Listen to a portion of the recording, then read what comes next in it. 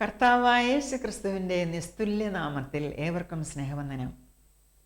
പ്രിയ സഹോദരീ സഹോദരന്മാരെ, അക്രമ പശ്ചാത്തലത്തിൽ സമാധാനം, ഇതാണ് ഈ ദിവസത്തെ നമ്മുടെ പഠന വിഷയം.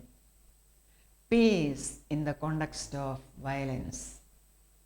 അക്രമവും അനീതിയും കൊലയും കൊള്ളിവയ്പും ലഹളയും കലാപവുമെല്ലാം നിറഞ്ഞിരിക്കുന്ന ഒരു സമൂഹത്തിൽ, ഒരു സാഹചര്യത്തിൽ സമാധാനമുണ്ടാക്കുവാൻ എങ്ങനെ കഴിയും? അങ്ങനെ ഒരു സാഹചര്യത്തിൽ സമാധാനത്തോടെ വർത്തിക്കുവാൻ എങ്ങനെയാണ് സാധ്യമാകുക? നാം ഒരുമിച്ച് അതാണ് ഇന്ന് ചിന്തിക്കുന്നത്. വിശുദ്ധ ബൈബിളിലെ പഴയ നിയമത്തിൽ നിന്നും, അതായത് old testament of the holy Bible, ഒരു കഥാപാത്രത്തെ നമുക്ക് പരിചയപ്പെടാം. അത് മറ്റാരുമല്ല, ഇസ്രായേലിലെ രണ്ടാമത്തെ രാജാവായി തീർന്ന ദാവീദാണ്.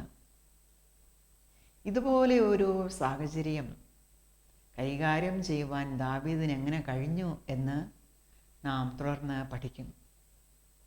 നമുക്കറിയാം, ഇസ്രായേലിലെ ഒന്നാമത്തെ രാജാവായിരുന്നു ശൗൽ. ഇന്നത്തെ പോലെ അന്നും, അതായത് യേശു ക്രിസ്തുവിന് മുമ്പും, ഇസ്രായേൽ എന്ന രാഷ്ട്രം ചുറ്റുമുള്ള രാജ്യങ്ങളുടെ ജനതകളുടെ കണ്ണിലെ കരടായിരുന്നു. കാരണം ഇസ്രായേൽ ജനത സത്യദൈവ ആരാധികളായിരുന്നു. അവർ ദൈവത്തിൻ്റെ കൽപ്പനകളും നിയമങ്ങളും അനുസരിച്ച് ദൈവ വഴിയിൽ ജീവിക്കുന്നവരായിരുന്നു. അതിനാൽ തന്നെ ദൈവം അവരെ സ്നേഹിച്ചു, അവരെ സമൃദ്ധിയായി അനുഗ്രഹിച്ചു. ലോകത്തിന് മുമ്പിൽ അവരെ ഒരു മാതൃകയാക്കി നിർത്തിയിരിക്കുകയാണ്, അന്നും ഇന്നും. ഫെലിസ്ത്യർ എന്ന ഒരു കൂട്ടം ആൾക്കാർ ആദ്യം മുതൽ തന്നെ ഇസ്രായേൽ ജനതയോട് പോരാടുന്നവരായിരുന്നു, യുദ്ധം ചെയ്യുന്നവരായിരുന്നു. ഫെലിസ്ത്യ മല്ലനായ ഗോലിയാത്തും അവൻ്റെ പടയാളികളും ശൗൽ രാജാവിൻ്റെ കാലത്തും ഇസ്രായേലിനെ ആക്രമിക്കുവാൻ വന്നു. ശൗലും അവൻ്റെ സൈന്യവും ഗോലിയാത്തിനെ തോൽപ്പിക്കുവാൻ നന്നേ പാടുപെട്ടു. ആർക്കും പരാജയപ്പെടുത്തുവാൻ പറ്റാത്ത വിധം ഒരു വെല്ലുവിളിയായി ഈ മല്ലൻ പോർക്കളത്തിൽ നിലകൊണ്ടു. അവൻ ഇസ്രായേലിൻ്റെ ദൈവമായ യഹോവയെ ദുഷിച്ചുകൊണ്ടിരുന്നു. ഇത് കേട്ട ദാവീദ് എന്ന ഇടയ ബാലൻ, ഞാൻ ഗോലിയാത്തിനെ കൊല്ലാം എന്ന് പറഞ്ഞ് മുൻപോട്ട് വന്നു. ഇത് കണ്ട ശൗൽ രാജാവ് ഭയന്നുപോയി. ദാവീദ് തൻ്റെ കവണയിൽ സൂക്ഷിച്ചിരുന്ന ഒരു കല്ലെടുത്ത് ഗോലിയാത്തിനെ എറിഞ്ഞു. അതവൻ്റെ നെറ്റിയിൽ കൊണ്ടു. മല്ലൻ നിലംപൊത്തി. ദാവീദ് ഓടിച്ചെന്ന് ഗോലിയാത്തിൻ്റെ മേൽ കയറി നിന്ന് ഗോലിയാത്തിൻ്റെ ഉറയിൽ നിന്ന് തന്നെ അവൻ്റെ വാളെടുത്ത് അവൻ്റെ തലയറുത്ത് കളഞ്ഞു. അങ്ങനെ ദാവീദ് ഗോലിയാത്തിനെ കൊന്നു. ഇത് ഇസ്രായേൽ ദേശമെങ്ങുമേ ശ്രുതി പരന്നു. ഇസ്രായേലിലെ സ്ത്രീകൾ പാടി, ശൗൽ 1000 കൊന്നു, ദാവീദോ 10,000. 10,000 പേരെ കൊന്നതുപോലെയുള്ള ഒരു അനുഭവമായിരുന്നു ഇസ്രായേൽ ജനതയ്ക്ക് ഈ ഗോലിയാത്തിനെ ദാവീദ് കൊന്നതുമൂലം അനുഭവപ്പെട്ടത്. പ്രിയ സഹോദരങ്ങളെ, ദാവീദിൻ്റെ ഈ ചരിത്രം അറിയാത്തവരായി ഇന്ന് ഭൂമിയിൽ ആരുമില്ല. ദാവീദിന് എങ്ങനെയാണിത് സാധിച്ചത്? ഇസ്രായേലിൻ്റെ ദൈവത്തെ ദുഷിച്ചവനെ കൊല്ലുവാൻ മുൻപോട്ട് പോയ ദാവീദിൻ്റെ കൂടെ ആ ദൈവമുണ്ടായിരുന്നു. ദാവീദ് പടയാളിയായിരുന്നില്ല. അവൻ പടച്ചട്ട ധരിച്ചിരുന്നില്ല. അവന് പടക്കോപ്പുകളൊന്നും ഉണ്ടായിരുന്നില്ല. വാളില്ലായിരുന്നു. അവന് പ്രായമില്ലായിരുന്നു. അവൻ ബാലനായിരുന്നു. പക്ഷേ ദൈവം അവനോടൊപ്പം ഉണ്ടായിരുന്നു. ദാവീദിൻ്റെ പോപ്പുലാരിറ്റി ദേശമെല്ലാം വർദ്ധിച്ചു. ഇതറിഞ്ഞ ശൗൽ രാജാവ് ദാവീദിനോട് നീരസം പൂണ്ടു. അവനോട് അസൂയ പൂണ്ടു. അവനെ എങ്ങനെയെങ്കിലും ഒടുക്കിക്കളയണം എന്ന് തീരുമാനിച്ചു. ശൗലിൻ്റെ മറ്റു ചില പ്രവൃത്തികളും ദൈവത്തിന് ഹിതകരമായിരുന്നില്ല. ശൗലിൻ്റെ ആറ്റിറ്റ്യൂഡ് ശരിയായിരുന്നില്ല. പ്രത്യേകിച്ചും ദൈവത്തെ അനുസരിക്കുന്നതിൽ. അമാലേക്കരുമായുള്ള ആ ബന്ധത്തിൽ ദൈവകൽപ്പന പൂർണ്ണമായും ശൗൽ രാജാവ് അനുസരിച്ചിരുന്നില്ല. തന്നിമിത്തം ശമൂവേൽ പ്രവാചകനിൽ നിന്നും ഈ ശൗൽ രാജാവ് ദൈവത്തിൻ്റെ ആ ശാസന കേൾക്കേണ്ടി വന്നു. ശൗലിന് പകരം ദാവീദിനെ രാജസിംഹാസനത്തിൽ കൊണ്ടുവരും എന്നുള്ള ഒരു സൂചന ശൗലിന് കിട്ടി. ദൈവാത്മാവ് ശൗലിൽ നിന്നും ക്രമേണ മാറിപ്പോയി. ഒരു ദുരാത്മാവ് ശൗലിനെ ബാധിച്ചു. കാലാന്തരത്തിൽ ദാവീദിനെ കൊല്ലുവാനായി ഈ ശൗൽ രാജാവും സൈന്യവും പുറപ്പെട്ടു. ദാവീദ് പ്രാണരക്ഷാർത്ഥം തൻ്റെ ആളുകളുമായി ഓടിപ്പോയി. നോബ് എന്ന സ്ഥലത്ത് അഹീമേലെക്ക് പുരോഹിതൻ്റെ വീട്ടിൽ ദാവീദ് അഭയം പ്രാപിച്ചു. ആ പുരോഹിതൻ ദാവീദിന് ഭക്ഷണം കൊടുത്തു, വെള്ളം കൊടുത്തു. ദാവീദ് ശൗലിനെ ഭയന്ന് ഓട്ടത്തിലായിരുന്നു. ഈ സംഭവം കണ്ടുകൊണ്ട് ശൗലിൻ്റെ ഒരു ഭൃത്യൻ നിന്നിരുന്നു. ഈ ഭൃത്യൻ ശൗലിൻ്റെ ആടുമാടുകളുടെ പ്രധാന ഇടയനായിരുന്നു. ദോവേഗ് അതായിരുന്നു അവൻ്റെ പേർ. ദോവേഗ് താൻ കണ്ട കാര്യം ശൗലിനെ അറിയിച്ചു. അതായത് ദാവീദ് നോബിൽ അഹീമേലെക്ക് പുരോഹിതൻ്റെ വീട്ടിലുണ്ട്, അവിടെ ഭക്ഷണം കഴിച്ച് അവിടെ വിശ്രമിക്കുന്നു, അല്ലെങ്കിൽ അഹീമേലെക്ക് പുരോഹിതൻ ദാവീദിന് അഭയം കൊടുത്തു എന്ന് ശൗൽ രാജാവിന് അറിവ് കിട്ടി.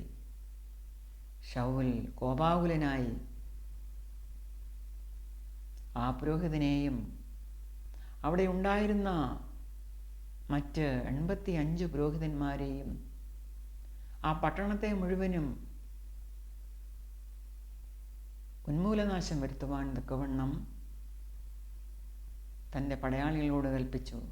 പക്ഷേ ശൗലിൻ്റെ പടയാളികൾ അതിന് വിസമ്മതിച്ചു.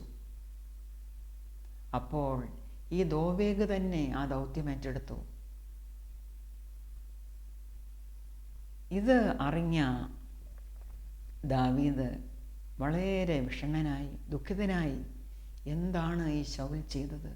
പുരോഹിതന്മാരെ കൊല്ലുകയോ അവരുടെ കുടുംബങ്ങളെ കൊല്ലുകയോ? എന്താണ് ഈ ചെയ്തിരിക്കുന്നത്? ദാവീദ് ഒരു കീർത്തനം എഴുതി. അതാണ് 52-ാം സങ്കീർത്തനം, സാം 52. നാം ഇന്ന് ആദ്യമായി പഠിക്കുവാൻ പോകുന്നത് ഈ സങ്കീർത്തനമാണ്. വീര, നീ ദുഷ്ടതയിൽ പ്രശംസിക്കുന്നത് എന്ത്? ദൈവത്തിൻ്റെ ദയ നിരന്തരമാകുന്നു. ദാവീദ് പാടുകയാണ്. ഞാനീ പറഞ്ഞ ചരിത്രം വിശുദ്ധ ബൈബിളിൽ 1 സാമുവേൽ ചാപ്റ്റേഴ്സ് 21 and 22 അവിടെ നമുക്ക് കാണാവുന്നതാണ്. ഈ ദോവേഗിനെ പറ്റിയാണ് ഈ പറഞ്ഞിരിക്കുന്നത്. ദാവീദ്, വീര, നീ ദുഷ്ടതയിൽ പ്രശംസിക്കുന്നത് എന്ത്? നീ ഒരു കാര്യം മറന്നുപോയി. ദൈവത്തിൻ്റെ ദയ നിരന്തരമാകുന്നു എന്നുള്ള കാര്യം. ചതിവ് ചെയ്യുന്നവനെ മൂർച്ചയുള്ള ക്ഷൗരക്കത്തി പോലെ നിന്റെ നാവ് ദുഷ്ടത വകഞ്ഞുണ്ടാക്കുന്നു. നീ നന്മയേക്കാൾ തിന്മയെയും നീതിയെ സംസാരിക്കുന്നതിനേക്കാൾ വ്യാജത്തെയും ഇഷ്ടപ്പെടുന്നു. നീ വഞ്ചന നാവും നാശകരമായ വാക്കുകളൊക്കെയും ഇഷ്ടപ്പെടുന്നു. ദൈവം നിന്നെയും എന്നേക്കും നശിപ്പിക്കും. നിന്റെ കൂടാരത്തിൽ നിന്ന് അവൻ നിന്നെ പറിച്ചു കളയും. ജീവനുള്ളവരുടെ ദേശത്ത് നിന്ന് നിന്നെ നിർമൂലമാക്കും. നീതിമാന്മാർ കണ്ടു ഭയപ്പെടും, അവർ അവനെ ചൊല്ലിച്ചിരിക്കും. ദൈവത്തെ തൻ്റെ ശരണമാക്കാതെ തൻ്റെ ദ്രവ്യസമൃദ്ധിയിൽ ആശ്രയിക്കുകയും ദുഷ്ടതയിൽ തന്നെ താൻ ഉറപ്പിക്കുകയും ചെയ്ത മനുഷ്യൻ അതാ എന്ന് പറയും. ദുഷ്ടത ചെയ്യുന്നവർക്ക് ഇതാണ് വരുവാൻ പോകുന്നത്, ഇതാണ് ഭവിക്കുന്നത്. ദാവീദ് ഈ സങ്കീർത്തനത്തിൽ കൂടെ അത് പറയുകയാണ്. നാം ഇന്ന് ഈ സങ്കീർത്തനം വായിക്കുമ്പോൾ നമ്മോടും പറയുകയാണ്. എന്താണ് പറയുന്നത്? Why do you boast of evil, you mighty men? Why do you boast all day long? You who are a disgrace in the eyes of God. Your tongue plots destruction. It is like a sharpened razor, you who practice deceit. You love evil rather than good, falsehood rather than speaking the truth. You love every harmful word, O you deceitful tongue. ഈ ദോവേഗ് താൻ കണ്ട കാര്യം ശൗൽ രാജാവിനോട് ചെന്ന് പറഞ്ഞതുകൊണ്ടല്ലേ? അവൻ്റെ നാവാണല്ലോ ഒരു പട്ടണം തന്നെ നിർമൂലമാക്കുവാൻ തക്കവണ്ണം ഇടയായത്. O deceitful tongue. Surely God will bring you down to everlasting ruin. He will snatch you up and tear you from your tent. He will uproot you from the land of the living. അവിടെ നമുക്ക് സേല എന്നൊരു വാക്ക് കാണാം. Pause for a moment and meditate. ഇപ്പോൾ ഇത്രയും മുൻ പറഞ്ഞ ആ കാര്യങ്ങളൊക്കെയും ഒന്നുകൂടെ നിങ്ങൾ ശ്രദ്ധ ചെലുത്തി ചിന്തിക്കുക, ഓർക്കുക, മനസ്സിലാക്കുക എന്നാണ് ഈ സേല എന്ന വാക്കിൻ്റെ അർത്ഥം. എത്ര സത്യമായ കാര്യമാണ് ദാവീദ് ഈ കീർത്തനത്തിൽ കൂടെ പറഞ്ഞിരിക്കുന്നത്. നിങ്ങളൊന്ന് നിൽക്കുക, അതൊന്നുകൂടെ വായിക്കുക, മനസ്സിലാക്കുക. വേഴ്സ് 7. ഞാനോ ദൈവത്തിൻ്റെ ആലയത്തിങ്കൽ തഴച്ചിരിക്കുന്ന ഒലിവുവൃക്ഷം പോലെയാകുന്നു. ഞാൻ ദൈവത്തിൻ്റെ ദയയിൽ എന്നും എന്നേക്കും ആശ്രയിക്കുന്നു. നീ അത് ചെയ്തിരിക്കൊണ്ട് ഞാൻ നിനക്ക് എന്നും സ്തോത്രം ചെയ്യും. ഞാൻ നിൻ്റെ നാമത്തിൽ പ്രത്യാശ വയ്ക്കും. നിൻ്റെ ഭക്തന്മാരുടെ മുമ്പാകെ അത് നല്ലതല്ലോ. ചതിവ് ചെയ്യുന്നവൻ്റെ കാര്യവും ദൈവത്തിൽ ആശ്രയിക്കുന്നവൻ്റെ കാര്യവുമാണ് ഈ സങ്കീർത്തനത്തിൽ പറഞ്ഞിരിക്കുന്നത്. ദാവീദ് ദൈവത്തിൽ ആശ്രയിച്ചു. അതാണ് വേഴ്സ് 8 പറയുന്നത്. But I am like an olive tree flourishing in the house of God. I trust in God's unfailing love forever and ever. I will praise you forever for what you have done. In your name I will hope, for your name is good. I will praise you in the presence of your saints. ദാവീദിനെ പിന്തുടരുന്ന ശൗൽ രാജാവിനെ പറ്റിയുള്ള മറ്റൊരു വചനപാഠം നമുക്ക് പഠിക്കാം. 1 Samuel chapter 24. രാജാവായ ശൗലിനെ പേടിച്ച് എൻഗദി മരുഭൂമിയിലുള്ള ഒരു ഗുഹയിൽ ദാവീദും അവൻ്റെ കൂടെയുള്ള 600 ആളുകളും ഒളിച്ചിരിക്കുകയായിരുന്നു. കുറെ കഴിഞ്ഞപ്പോൾ അതേ ഗുഹയിൽ ഇതാ ശൗൽ രാജാവും വന്ന് കയറിയിരിക്കുന്നു. പക്ഷേ രാജാവ് തനിച്ചായിരുന്നു. വിശ്രമത്തിനോ ടോയ്ലറ്റ് ആവശ്യത്തിനോ മറ്റോ കയറിയതാകാം. നമുക്ക് ഈ ചാപ്റ്റർ തുടർന്ന് വായിക്കാം. ദാവീദ് എൻഗദി മരുഭൂമിയിലുണ്ടെന്ന് ശൗലിന് അറിവ് കിട്ടി. അപ്പോൾ ശൗൽ 3000 പേരെ കൂട്ടിക്കൊണ്ട് ദാവീദിനെയും അവൻ്റെ ആളുകളെയും തിരയുവാൻ കാട്ടാട്ടിൻ പാറകളിൽ ചെന്നു. അതായത് വൈൽഡ് ഗോഡ്സ് റോക്സ്. അവൻ വഴിയരികെയുള്ള ആട്ടിൻതൊഴുത്തിങ്കൽ എത്തി. അവിടെ ഒരു ഗുഹയുണ്ടായിരുന്നു. ശൗൽ കാൽമടക്കത്തിന് അതിൽ കടന്നു. എന്നാൽ ദാവീദും അവൻ്റെ ആളുകളും ഗുഹയുടെ ഉള്ളിൽ പാർത്തിരുന്നു. ദാവീദിൻ്റെ ആളുകൾ അവനോട്, ഞാൻ നിൻ്റെ ശത്രുവിനെ നിൻ്റെ കയ്യിൽ ഏൽപ്പിക്കും, നിനക്ക് ബോധിച്ചതുപോലെ അവനോട് ചെയ്യാമെന്ന് യഹോവ നിന്നോട് അരുളി ചെയ്ത ദിവസം ഇതാ എന്ന് പറഞ്ഞു. അപ്പോൾ ദാവീദ് എഴുന്നേറ്റ് ശൗലിൻ്റെ മേലങ്കിയുടെ അറ്റം പതുക്കെ മുറിച്ചെടുത്തു. ശൗലിൻ്റെ വസ്ത്രാഗ്രം മുറിച്ചു കളഞ്ഞതുകൊണ്ട് പിന്നത്തേതിൽ ദാവീദിൻ്റെ മനസ്സാക്ഷി കുത്തിത്തുടങ്ങി. അവൻ തൻ്റെ ആളുകളോട്, യഹോവയുടെ അഭിഷിക്തനായ എൻ്റെ യജമാനൻ്റെ നേരെ കൈയെടുക്കുന്നതായ ഈ കാര്യം ചെയ്യുവാൻ യഹോവ എനിക്ക് ഇടവരുത്തരുതേ. അവൻ യഹോവയുടെ അഭിഷിക്തനല്ലോ എന്ന് പറഞ്ഞു. ഇങ്ങനെ ദാവീദ് തൻ്റെ ആളുകളെ ശാസിച്ചമർത്തി. ശൗലിനെ ദ്രോഹിപ്പാൻ അവരെ അനുവദിച്ചതുമില്ല. ശൗൽ ഗുഹയിൽ നിന്ന് എഴുന്നേറ്റ് തൻ്റെ വഴിക്ക് പോയി. ദാവീദും എഴുന്നേറ്റ് ഗുഹയിൽ നിന്ന് പുറത്തിറങ്ങി. ശൗലിനോട്, എൻ്റെ യജമാനനായ രാജാവേ എന്ന് വിളിച്ചു പറഞ്ഞു. ഗുഹയ്ക്കുള്ളിൽ, ഗുഹയുടെ മറ്റേ അറ്റത്തായിരുന്നു ദാവീദും തൻ്റെ കൂടെയുള്ള 600 ആളുകളും. ശൗൽ രാജാവ് ഗുഹയ്ക്കുള്ളിൽ കയറിയത് ഇവർ കണ്ടു. ഉടനെ ദാവീദിൻ്റെ ഭൃത്യന്മാർ പറഞ്ഞു, യഹോവ നിൻ്റെ ശത്രുവിനെ നിൻ്റെ കയ്യിൽ ഏൽപ്പിച്ചിരിക്കുകയാണ്. നിനക്ക് ബോധിച്ചതുപോലെ ചെയ്തുകൊള്ളുക. ഇത് തക്ക സമയമാണ്. പക്ഷേ ദാവീദ് എന്താണ് പറഞ്ഞത്? ഇത് യഹോവയുടെ അഭിഷിക്തനാണ്. ഞാൻ യഹോവയുടെ അഭിഷിക്തൻ്റെ മേൽ കൈവയ്ക്കുകയില്ല. ശൗലിനെ ദ്രോഹിക്കാതിരിക്കുവാൻ തൻ്റെ ആളുകളെയും അവൻ ശാസിച്ചമർത്തി. ഗുഹയിൽ നിന്ന് ശൗൽ രാജാവ് ഇറങ്ങിയാറെ ദാവീദും ഇറങ്ങി പുറകെ ചെന്നു, എൻ്റെ യജമാനനായ രാജാവേ എന്ന് വിളിച്ചു പറഞ്ഞു. ശൗൽ തിരിഞ്ഞു നോക്കിയപ്പോൾ ദാവീദ് സാഷ്ടാംഗം വീണ് നമസ്കരിച്ചു. ദാവീദ് ശൗലിനോട് പറഞ്ഞതെന്തെന്നാൽ, ദാവീദ് നിനക്ക് ദോഷം വിചാരിക്കുന്നുവെന്ന് പറയുന്നവരുടെ വാക്ക് നീ കേൾക്കുന്നത് എന്ത്? യഹോവ ഇന്ന് ഗുഹയിൽ വെച്ച് നിന്നെ എൻ്റെ കയ്യിൽ ഏൽപ്പിച്ചിരുന്നു എന്ന് നിൻ്റെ കണ്ണാലെ കാണുന്നുവല്ലോ. നിന്നെ കൊല്ലുവാൻ ചിലർ പറഞ്ഞെങ്കിലും ഞാൻ ചെയ്തില്ല. എൻ്റെ യജമാനൻ്റെ നേരെ ഞാൻ കൈയെടുക്കുകയില്ല. അവൻ യഹോവയുടെ അഭിഷിക്തനാണല്ലോ എന്ന് ഞാൻ പറഞ്ഞു. ദാവീദ് വീണ്ടും വിളിക്കുകയാണ്, എൻ്റെ പിതാവേ കാണുക, എൻ്റെ കയ്യിൽ നിൻ്റെ മേലങ്കയുടെ അറ്റം ഇതാ കാണുക. നിൻ്റെ മേലങ്കയുടെ അറ്റം ഞാൻ മുറിക്കുകയും നിന്നെ കൊല്ലാതിരിക്കുകയും ചെയ്തതിനാൽ എൻ്റെ കയ്യിൽ ദോഷവും ദ്രോഹവും ഇല്ല. ഞാൻ നിന്നോട് പാപം ചെയ്തിട്ടുമില്ല എന്ന് കണ്ടറിഞ്ഞുകൊള്ളുക. നീയോ എനിക്ക് പ്രാണഹാനി വരുത്തുവാൻ തേടി നടക്കുന്നു. യഹോവ എനിക്കും നിനക്കും മധ്യേ ന്യായം വിധിക്കട്ടെ. യഹോവ എനിക്ക് വേണ്ടി നിന്നോട് പ്രതികാരം ചെയ്യട്ടെ. എന്നാൽ എൻ്റെ കൈ നിൻ്റെ മേൽ വീഴുകയില്ല.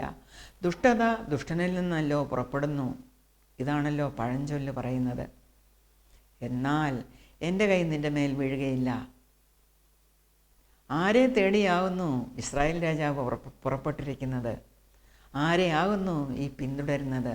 ഒരു ചത്ത നായയോ ഒരു ചെള്ളിനെ അല്ലയോ? ആകയാൽ യഹോവ ന്യായാധിപനായി എനിക്കും നിനക്കും മധ്യേ ന്യായം വിധിക്കുകയും എൻ്റെ കാര്യം നോക്കി വ്യവഹരിച്ച് എന്നെ നിൻ്റെ കയ്യിൽ നിന്ന് വിടുവിക്കുകയും ചെയ്യുമാറാകട്ടെ. ദാവീദ് ശൗലിനോട് ഈ വാക്കുകൾ സംസാരിച്ചു തീർന്ന ശേഷം ശൗൽ, എൻ്റെ മകനെ ദാവീദേ, ഇത് നിൻ്റെ ശബ്ദമോ എന്ന് ചോദിച്ച് പൊട്ടിക്കരഞ്ഞു. ദാവീദിൻ്റെ ഈ വാക്കുകൾ കേട്ടപ്പോൾ ദുഷ്ടനായ ശൗലിൻ്റെ മനസ്സലിഞ്ഞു. ശൗൽ പ്രതികാരത്തോടെ ദാവീദിനെ കൊല്ലുവാൻ നടക്കുകയായിരുന്നു, തേടി നടക്കുകയായിരുന്നു. 3000 പേരുണ്ട് കൂടെ. ദാവീദിൻ്റെ ഈ സംസാരം കേട്ടപ്പോൾ ശൗൽ മനസ്സലിഞ്ഞു. അവൻ നുറുങ്ങിപ്പോയി, അവൻ പൊട്ടിക്കരഞ്ഞു. എൻ്റെ മകനെ ദാവീദേ, ഇത് നിൻ്റെ ശബ്ദമോ എന്ന് ചോദിച്ച് പൊട്ടിക്കരഞ്ഞു. പിന്നെ ശൗൽ ദാവീദിനോട് പറഞ്ഞത്, നീ എന്നേക്കാൾ നീതിമാൻ. ഞാൻ നിനക്ക് തിന്മ ചെയ്തതിന് നീ എനിക്ക് നന്മ പകരം ചെയ്തിരിക്കുന്നു. യഹോവ എന്നെ നിൻ്റെ കയ്യിൽ ഏൽപ്പിച്ചാറേയും നീ എന്നെ കൊല്ലാതെ വിട്ടതിനാൽ നീ എനിക്ക് ഗുണം ചെയ്തതായി ഇന്ന് കാണിച്ചിരിക്കുന്നു. ശത്രുവിനെ കണ്ടുകിട്ടിയാൽ ആരെങ്കിലും അവനെ വെറുതെ വിട്ടയക്കുമോ? നീ ഇന്ന് എനിക്ക് ചെയ്തതിന് യഹോവ നിനക്ക് നന്മ പകരം ചെയ്യട്ടെ. പിന്നെ ശൗൽ പറയുകയാണ്, നീ രാജാവാകും, ഇസ്രായേൽ രാജ്യത്വം നിൻ്റെ കയ്യിൽ സ്ഥിരമാകും എന്ന് ഞാൻ അറിയുന്നു. ആകയാൽ നീ എൻ്റെ ശേഷം എൻ്റെ സന്തതിയെ നിർമൂലമാക്കി എൻ്റെ പേർ എൻ്റെ പിതൃഭവനത്തിൽ നിന്ന് മായ്ച്ചിളകയില്ല എന്ന് യഹോവയുടെ നാമത്തിൽ ഇപ്പോൾ എന്നോട് സത്യം ചെയ്യണം. ശൗൽ ദാവീദിനെ കൊണ്ടൊരു സത്യം ചെയ്യിപ്പിക്കുകയാണ്. നീ രാജാവാകുമ്പോൾ എൻ്റെ സന്തതി പരമ്പരകളെ നീ ഒന്നും ചെയ്യരുത്, അവരെ കൊല്ലരുത്, അവരെ സംരക്ഷിക്കണമെന്ന് ദാവീദ് സത്യം ചെയ്തു. അങ്ങനെ ശൗൽ അരമനയിലേക്ക് പോയി, ദാവീദും അവൻ്റെ ആളുകളും ദുർഗത്തിലേക്കും പോയി. Piece in the context of violence, ഈ തീമിനെ അധികരിച്ചാണല്ലോ നാം പഠിച്ചുകൊണ്ടിരിക്കുന്നത്. നമ്മുടെ കർത്താവായ യേശു ക്രിസ്തു ഇതേക്കുറിച്ച് നമ്മെ എന്ത് പഠിപ്പിക്കുന്നുവെന്ന് നോക്കാം. ഇന്നത്തെ സുവിശേഷ ഭാഗം, the gospel according to saint Matthew chapter 5 verses 38-48. കണ്ണിന് പകരം കണ്ണും പല്ലിന് പകരം പല്ലും എന്ന് അരുളി ചെയ്തത് നിങ്ങൾ കേട്ടിട്ടുണ്ടല്ലോ. എന്നാൽ ഞാനോ നിങ്ങളോട് പറയുന്നത്, ദുഷ്ടനോട് എതിർക്കരുത്. നിന്നെ വലത്തേ ചേട്ടത്ത് അടിക്കുന്നവന് മറ്റേതും തിരിച്ചു കാണിക്കുക. നിന്നോട് വ്യവഹരിച്ച് നിന്റെ വസ്ത്രം എടുപ്പാൻ ഇച്ഛിക്കുന്നവന് നിന്റെ പുതപ്പും ഇട്ടുകൊടുക്കുക. ഒരുത്തൻ നിന്നെ ഒരു നാഴിക വഴി പോകുവാൻ നിർബന്ധിച്ചാൽ 2 അവനോടുകൂടെ പോകാം. നിന്നോട് യാചിക്കുന്നവന് കൊടുക്കുക. വായ്പ വാങ്ങുവാൻ ഇച്ഛിക്കുന്നവനെ ഒഴിഞ്ഞു കളയരുത്. You have heard that it was said, eye for eye and tooth for tooth. But I tell you, do not resist an evil person. If someone strikes you on the right cheek, turn to him the other also. And if someone wants to sue you and take your tunic, let him have your cloak as well. If someone forces you to go 1 mile, go with him 2 miles. Give to the one who asks you, and do not turn away from the one who wants to borrow from you. കൂട്ടുകാരനെ സ്നേഹിക്ക എന്നും ശത്രുവിനെ പകയ്ക്ക എന്നും അരുളി ചെയ്തത് നിങ്ങൾ കേട്ടിട്ടുണ്ടല്ലോ. എന്നാൽ ഞാനോ നിങ്ങളോട് പറയുന്നത്, നിങ്ങളുടെ ശത്രുക്കളെ സ്നേഹിപ്പീൻ, നിങ്ങളെ ഉപദ്രവിക്കുന്നവർക്ക് വേണ്ടി പ്രാർത്ഥിപ്പീൻ. സ്വർഗസ്ഥനായ നിങ്ങളുടെ പിതാവിന് പുത്രന്മാരായി തീരേണ്ടതിന് തന്നെ അവൻ ദുഷ്ടന്മാരുടെ മേലും നല്ലവരുടെ മേലും തൻ്റെ സൂര്യനെ ഉദിപ്പിക്കുകയും നീതിമാന്മാരുടെ മേലും നീതികെട്ടവരുടെ മേലും മഴ പെയ്യുകയും ചെയ്യുന്നുവല്ലോ. നിങ്ങളെ സ്നേഹിക്കുന്നവരെ സ്നേഹിച്ചാൽ നിങ്ങൾക്ക് എന്തു പ്രതിഫലം കിട്ടും? ചുങ്കക്കാരും അങ്ങനെ തന്നെ ചെയ്യുന്നില്ലയോ? സഹോദരന്മാരെ മാത്രം വന്ദനം ചെയ്താൽ നിങ്ങൾക്ക് എന്തു വിശേഷം? ജാതികളും അങ്ങനെ തന്നെ ചെയ്യുന്നില്ലയോ? ആകയാൽ നിങ്ങളുടെ സ്വർഗീയ പിതാവ് സദ്ഗുണപൂർണനായിരിക്കുന്നത് പോലെ നിങ്ങളും സദ്ഗുണപൂർണരാകുവീൻ. You have heard that it was said, love your neighbor and hate your enemy.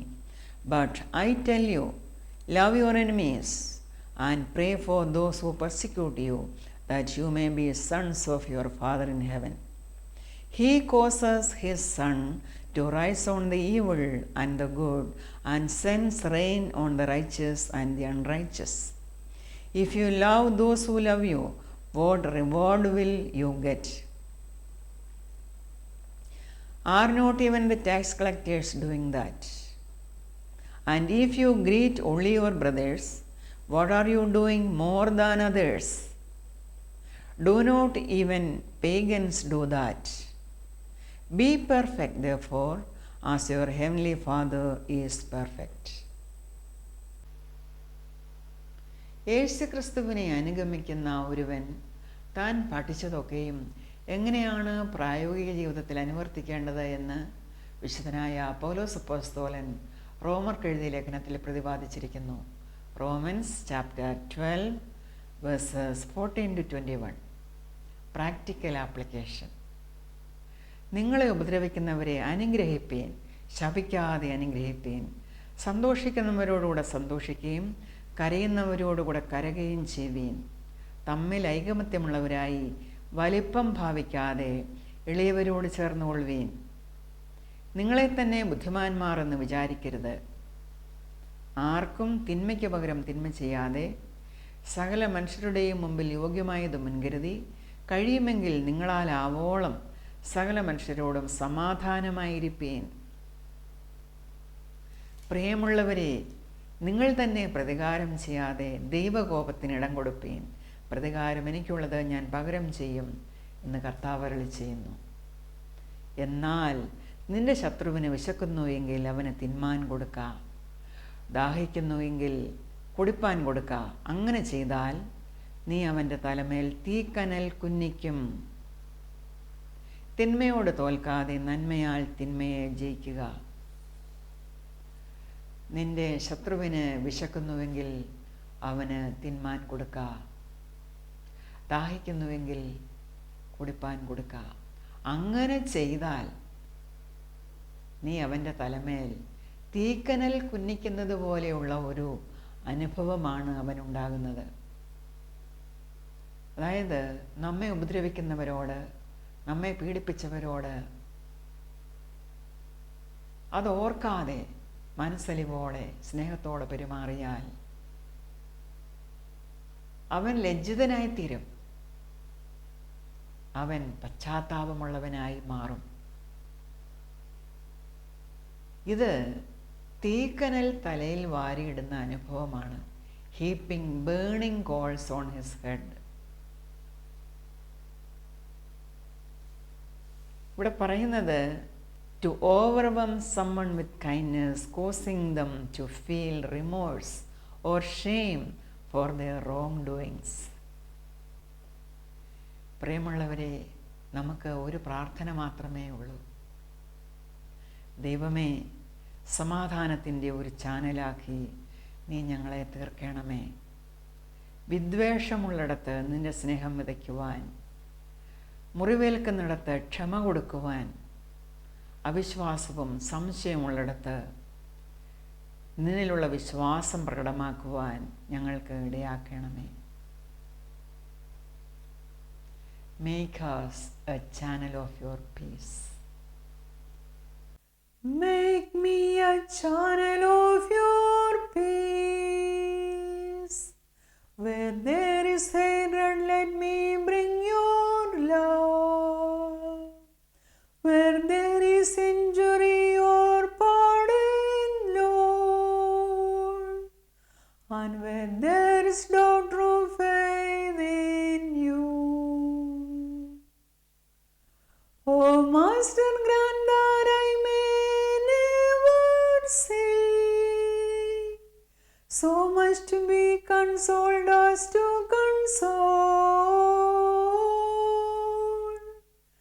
to be understood as to understand, to be loved as to love with all my soul.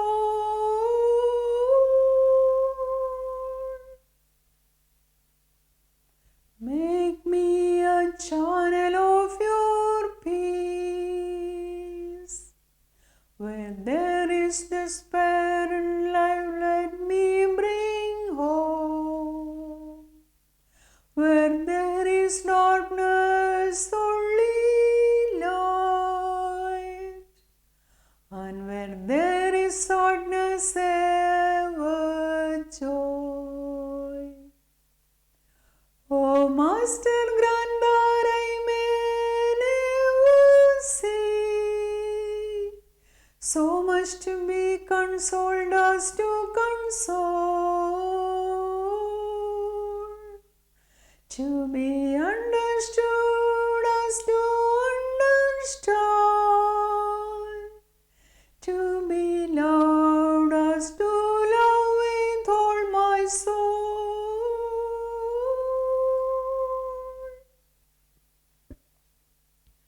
Make me a channel of your peace. It's in pardoning that we are pardoned, in giving to all men that we receive,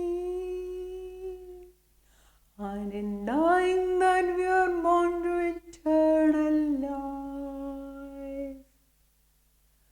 Oh, Master, grant that I may never see so much to be consoled as to console, to be understood